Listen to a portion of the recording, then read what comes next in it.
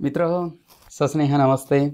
मी doctor Sanjay Gaikwad, लेखक, व्याख्याता आणि महाराष्ट्र शासनाचा क्रांतिज्योती सावित्रीबाई फुले आदर्श राज्य शिक्षक पुरस्कार प्राप्त ज्युनियर कॉलेज टीचर. वाचनाची महती सांगण्याचा मोह होतो आहे. वाचनानं माणूस घडतो आणि हा घडलेला माणूस कुटुंब आणि समाजाचा कणा असतो.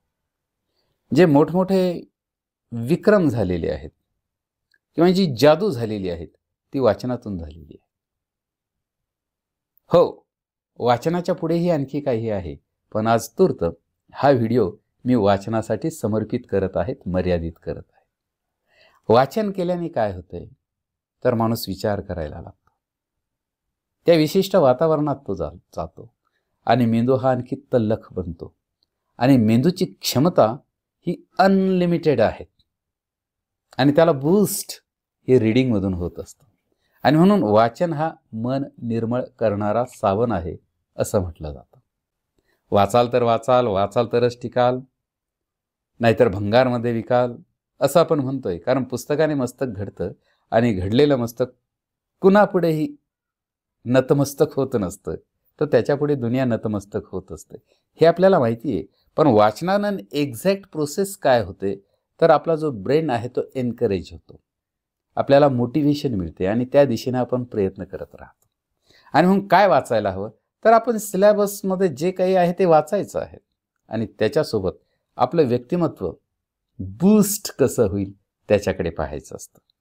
कारण व्यक्तिमत्व म्हणजे पर्सनॅलिटी म्हणजे पर्सन प्लस क्वालिटी या दोन्हींचं कॉम्बिनेशन ते आहे. आणि मग वाचनाला प्रचंड महत्त्व आहे. काही विशिष्ट वेळ राखून ठेवा ना. तुम्ही म्हणाला आम्ही मोबाईलच्या स्क्रीनवरती वाचतो. मोबाईलच्या स्क्रीनवरचं असलेलं जे वाचन आहे ते वाचन आहे, पण खऱ्या अर्थाचं ते वाचन नाही. म्हणजे पुस्तक वाचत असताना जो फील येतो तो फील या स्क्रीनवरच्या रीडिंगनं तो येत नाही. किंबहुना पुस्तक जेव्हा वाचतो त्यावेळेला विशिष्ट वाक्य आपल्याला खूप भावतात, हृदयामध्ये घर करून जातात.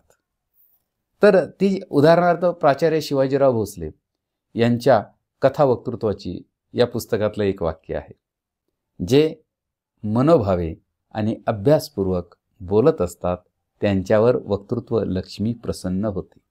काय वाक्य! अधोरेखित करून ठेवायचं, आपल्या वहीत लिहून ठेवायचं आणि त्याचं उपयोजन करायचं असं ते वाक्य आहे.